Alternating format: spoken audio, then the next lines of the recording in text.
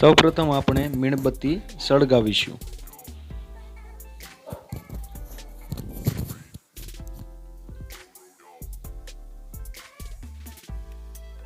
સળગતી મીણબત્તી પર બંધ પાત્ર ઢાંકી દઈશું।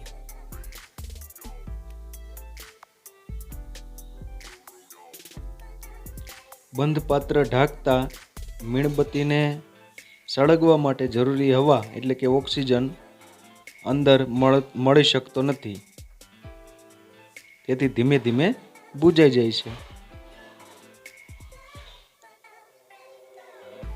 હવે સળગતી મીણબત્તી પર બંધ પાત્ર એ રીતે ગોઠવીશું જેથી બંધ પાત્ર ઊંચું રહે અને નીચેથી મીણબત્તીને સળગવા માટે જરૂરી હવા એટલે કે ઓક્સિજન મળી રહે। જોઈ શકાય છે કે મીણબત્તી બુઝાતી નથી અને સળગતી રહે છે।